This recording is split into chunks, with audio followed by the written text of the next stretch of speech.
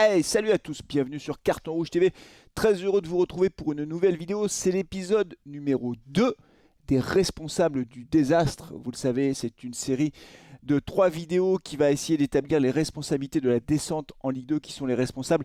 Elles sont multiples, ces responsabilités. La première vidéo était consacrée aux dirigeants de la SS. Merci à tous d'avoir beaucoup réagi sur cette vidéo. Vous avez été nombreux à me poster des commentaires. On n'est pas toujours d'accord, mais globalement, voilà, je pense que on est à peu près d'accord pour dire que Romeyer et Cayazo ne sont pas à mettre sur un pied d'égalité. Et ça me fait plutôt plaisir qu'on soit à peu près en phase sur ce sujet-là.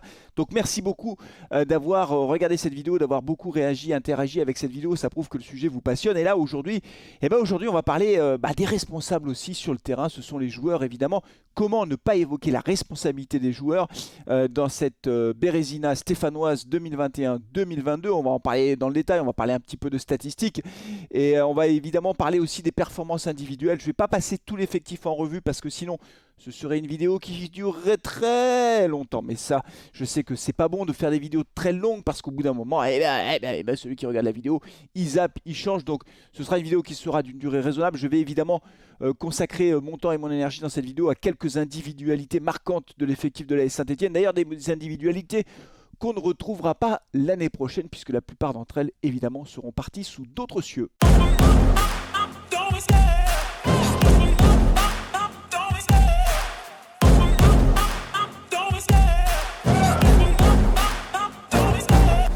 Allez, on démarre tout de suite avec quelques chiffres des statistiques. Et d'ailleurs, je voudrais remercier le site ASS-6 stat.com parce qu'il y a une mine d'informations sur ce site. Voilà, je ne les connais pas, je ne sais pas qui ils sont, mais en tout cas, on trouve vraiment beaucoup de statistiques concernant l'AS Saint-Etienne. C'est un site qui est très bien fait par ailleurs. Une petite poche de pub comme ça, gratuite. On est comme ça sur Carton Rouge quand les choses sont bien faites. Et ben on le dit, c'est tout. Voilà. Et donc, vous pouvez retrouver tous les chiffres que je vais vous donner sur cet excellent site. D'abord, l'AS Saint-Etienne, vous le savez, a terminé 18e. Alors, le gros point faible de cette saison, mais je ne vais pas vous surprendre, vous qui avez suivi les matchs, qui avez suivi les performances de la Saint-Etienne, c'est la défense. On a encaissé 77 buts, 2 buts par match, 2,02 buts par match. Une défense passoire qui évidemment ne laisse aucun espoir pour un maintien en Ligue 1 quand on prend autant de buts. Et on a pris des 3, 4, 5 buts. On a pris 5 buts à Strasbourg, 5 buts à domicile face à Rennes. Évidemment, c'est très compliqué d'imaginer le maintien quand on a une défense aussi mauvaise. Donc les joueurs, globalement, défensivement, n'ont pas répondu présent. Ce ne sont pas les seuls responsables parce que la défense, c'est toute l'équipe qui doit être opérationnelle, qui doit pouvoir faire le pressing quand il faut, en particulier les milieux de terrain. Mais il y a une autre statistique, moi, qui m'a beaucoup marqué, c'est que on a encaissé 38 buts à domicile. Rendez-vous compte, sur les 77, on en a encaissé 38 à domicile, ce qui fait de nous la moins bonne défense à domicile. Ah, Geoffroy Guichard, c'était porte ouverte. Ah oui, porte ouverte. Allez, allez-y, marquez, allez-y. Et quand les joueurs n'arrivaient pas à marquer, c'est nous qui leur donnions un coup de main avec quelques buts contre notre camp. C'était vraiment très difficile à vivre quand on était au stade ou quand on regardait le match à la télévision. Je ne vais pas revenir sur ces différents épisodes qui sont douloureux. Du côté de l'attaque, c'était un peu mieux, globalement, puisqu'on a terminé 16e attaque du championnat. Enfin, un peu mieux. 16e attaque avec 42 buts. Voilà, on n'était pas avant-dernier. La défense est avant-dernière défense à domicile. On a marqué des buts, on a marqué 42 buts, on en marque un peu plus de 1 par match. Bon, c'est pas suffisant non plus. Mais voilà, globalement, ce qu'on peut dire à travers ces statistiques, c'est que les joueurs n'ont pas répondu présent. Alors pour moi, il y a 2 éléments qu'il faut bien avoir en tête concernant l'effectif de la Saint-Etienne et la performance des joueurs d'une façon générale. Il y a d'abord des individualités qui n'ont pas donné ce que l'on pouvait attendre d'elles. Ça, c'est le premier point. Et le deuxième point, il y a l'état d'esprit aussi qui a posé problème. Je vais commencer par les individualités. Quand on regarde alors les plus gros salaires du club, ça ne dit pas tout, mais ce sont quand même les cadres de l'équipe qui ont été très malmenés par Claude Puel. Mais quand on regarde Wabi Kazri, il a marqué 10 buts. Denis Bouanga en a marqué 9. Et puis alors après, ça s'effondre. C'est Arnaud Nordin qui en a marqué 4. Et Riyad Boudbouz qui en a marqué 3. Denis Bouanga a fait 4 passes D, Boudbouz 3 et également Nordin il a fait 3 passes D. Non pas 3 passes D, il n'a pas fait 3 passes décisives Nordin, mais il a marqué 4 buts. En tout, Nordin a joué 36 matchs, Riyad Boudbouz 30 et Bouanga il a dû en jouer 35 ou 36 aussi. Voilà, ce qu'on peut dire c'est que c'est insuffisant en fait. Si on prend l'exemple de Riyad Boudbouz qui a eu plus de temps de jeu après l'arrivée de Pascal Duprat, les performances de Riyad Boudbouz n'étaient pas à la hauteur, je pense, ni de son talent intrinsèque sur le plan technique, ni à la hauteur de ce qu'on était en droit d'attendre de lui en tant que cadre de l'équipe. À partir du moment où il réintègre l'effectif, il était quasiment titulaire à tous les matchs. Quand Pascal Duprat est arrivé, il doit être plus décisif. 3 buts, 3 passes D en jouant 30 matchs, honnêtement, ce sont des performances qui ne sont pas suffisantes. Et on pourrait dire la même chose de Wabi Kazri, même si Wabi Kazri avec 10 buts, il fait une saison, on va dire, moyenne. Il y a eu un autre problème avec Wabi Kazri, je vais y venir dans quelques instants, c'est l'inconstance de ses performances. Denis Bouanga, lui, il a fait une saison correcte, parce que marquer 9 buts, faire 4 passes D, honnêtement, c'est une saison correcte, et surtout, il a bien fini la saison. Il a répondu présent en fin de saison, ce qui nous a permis d'espérer jusqu'à la fin du championnat. Voilà, donc globalement, on peut dire que les cadres de l'équipe, et je parle même pas de Colo, le pauvre, enfin le pauvre, oui le pauvre, parce qu'il n'a pas fait exprès de marquer des buts contre son camp, à un moment donné, la poisse s'acharne sur lui, si tu veux, il tag, ça part dans la lucarne.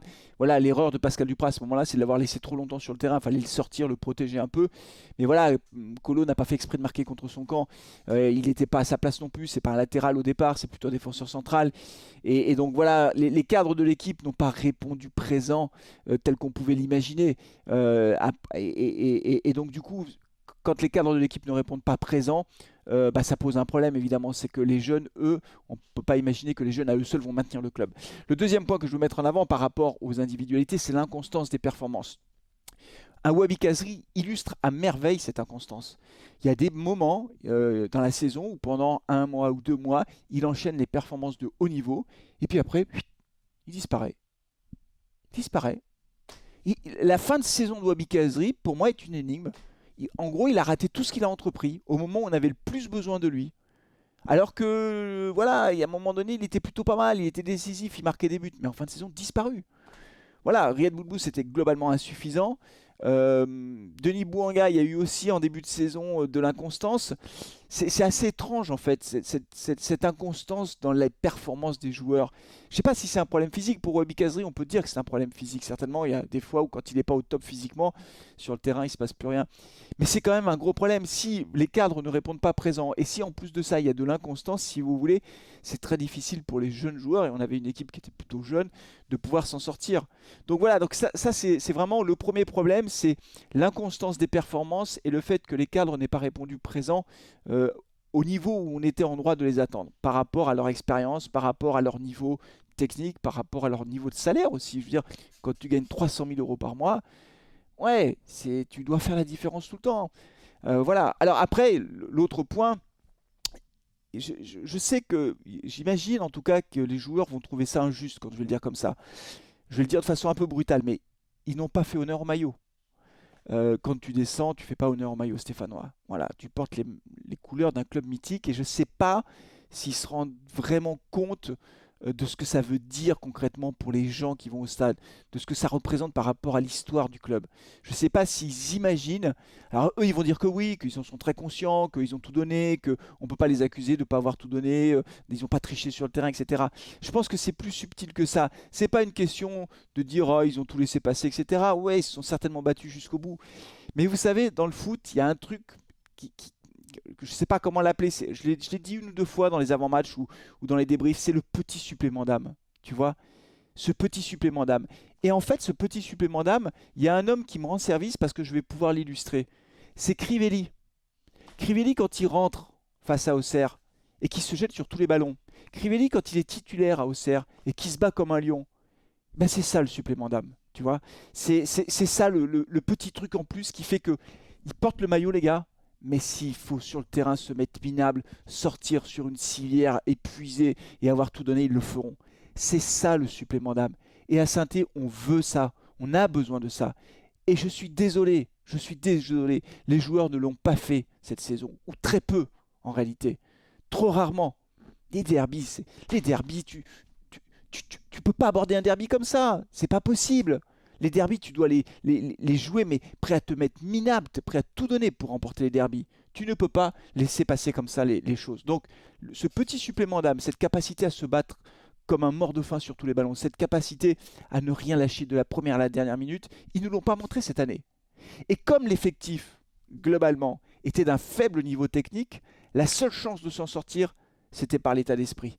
C'était par cette mentalité de guerrier sur le terrain, cette mentalité de joueur qui ne lâche jamais, qui n'abandonne jamais. Tu es trop juste techniquement, parce que l'effectif était faible, faut quand même le dire. L'effectif globalement était extraordinairement faible. Je veux dire, quand on recrute des gars en national, j'ai rien contre Masson, mais voilà, c'est pas ça qui peut nous sauver. Quand on recrute des gars au mercato parce qu'on n'a pas les moyens de faire autrement, parce qu'on ne peut pas faire autrement, qui sont sans club, ben oui, on recrute des mecs qui sont hors de forme. Donc en fait, on avait un effectif qui était faible, et notre seule solution, notre seule chance de nous en sortir, c'est d'avoir des gars qui, sur le terrain, donnent tout, du début à la fin, sont prêts à tout sur le terrain. Et ça, on ne l'a pas eu. Voilà, on ne l'a pas eu. Donc, ce que je reproche aux joueurs, c'est de ne pas avoir eu cette capacité à se transcender pour pouvoir faire la différence dans les moments cruciaux. Et dans ces moments cruciaux, en fait, ce qui s'est passé, et on pourrait parler du match à Lorient, par exemple. C'est un bon exemple, ce match à Lorient. On mène 2-0. Si on gagne à Lorient, on est en Ligue 1. On est en Ligue 1 aujourd'hui. Je ne fais pas cette vidéo. Si on gagne à Lorient, on mène 2-0. Juste avant la mi-temps, on mène 2-0. Paf, penalty, Colo qui fait faute de 1, ça les relance, on perd 6-2. L'équipe s'écroule. Psychologiquement, l'équipe s'écroule. C'est pas normal. Ce n'est pas normal, parce que ça, ils ne l'ont pas fait qu'une fois. Ils ont retourné que 2 matchs en leur faveur. C'est le match à domicile face à Clermont et c'est le match à domicile face à Montpellier. C'est les 2 seuls cas où les gars ont réussi à retourner la situation. Mais mentalement, les gars, ils sont pas solides, pas costauds. Alors tu vas me dire, quand tu fais une saison dégueulasse comme ça, ouais, c'est difficile d'être solide dans ta tête. T'y es pas, c'est dur. Mais mince, t'es joueur professionnel, quoi. T'es joueur professionnel, t'es payé pour faire ça. Trop de déchets techniques, des passes à l'adversaire, des centres ratés, des petites passes comme ça. Alors tu vas me dire, c'est le coach, ouais, mais à un moment donné, si tu veux, il faut aussi prendre ses responsabilités, faut aller de l'avant. C'est ça, jouer la baballe comme ça, et vas-y, je prends pas de risque et tout. Enfin, c'était pas bon, quoi. Donc une équipe techniquement très limitée. Des cadres qui n'ont pas répondu présent comme on pouvait l'espérer et l'attendre. Des joueurs, et notamment les cadres, qui ont été inconstants, alternant le bon, je ne vais pas dire le très bon, il ne faut pas exagérer, mais le bon avec le très moyen, voire le médiocre. Voilà. Et puis, un état d'esprit qui n'était pas à la hauteur de l'enjeu. Mais ça rejoint un peu ce que je disais d'ailleurs dans la première vidéo sur les présidents. C'est-à-dire qu'à un moment donné, c'est le rôle des présidents. Hein. C'est le rôle des présidents. Je ne veux pas prendre pour exemple forcément Bernard Tapie, parce que d'abord, il n'est plus là, et puis je ne cherche pas à prendre des exemples comme ça, mais quand même, Bernard Tapie, quand ça allait pas, il allait dans le vestiaire avec ses qualités et ses défauts. Hein. Mais il allait remettre les gars. Je peux te dire que les gars, quand ils prenaient une soufflante dans le vestiaire, ils retournaient sur le terrain et ça les avait secoués. Hein.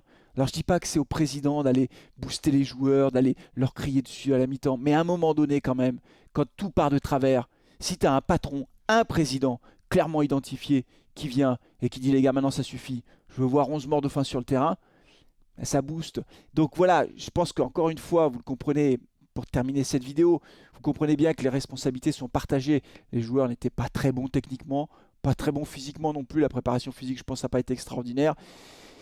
Et puis l'état d'esprit n'était pas, ce petit supplément d'âme, cette capacité à aller au-delà de ce qu'on attend d'un joueur physiquement, mentalement, bah, elle n'était pas là parce que les dirigeants n'étaient pas là.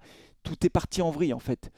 Voilà les amis, ce que je voulais dire sur les joueurs, parce qu'évidemment ils portent une lourde responsabilité. La vraie question, c'est de savoir ceux qui seront encore là l'année prochaine. Il n'en restera pas beaucoup. Il y en a un d'ailleurs sur les commentaires de la première vidéo qui m'a dit, ou non, sur Twitter, qui m'a dit, écoute Flavien, c'est bon quoi. Ne parlons pas du passé faisons table rase, et parlons de l'avenir. Ouais, c'est vrai, mais on va avoir le temps d'en parler de l'avenir. Hein. La reprise du championnat, c'est dans 2 mois. On va démarrer en Ligue 2. On a tout le temps d'en parler de l'avenir. On va parler évidemment, j'ai fait une vidéo sur le nouvel entraîneur Laurent Batles. Il y aura sûrement un changement de main de propriétaire du club dans quelques jours. On aura le temps d'en parler, mais finissons quand même par cette série de responsabilités. Donc voilà, ce qui est responsable du désastre, les présidents, les joueurs, et puis on va terminer avec le meilleur. The best pour la fin. Le meilleur. Le cador, celui qui nous a mis dans la merde jusqu'au cou, Monsieur Claude Puel. Mais ça, c'est la prochaine vidéo. Ne soyez pas impatients, elle arrive les amis. Allez, d'ici la prochaine vidéo sur Monsieur Claude Puel, je vous dis, prenez soin de vous, de vos proches, et allez les verts. Ciao.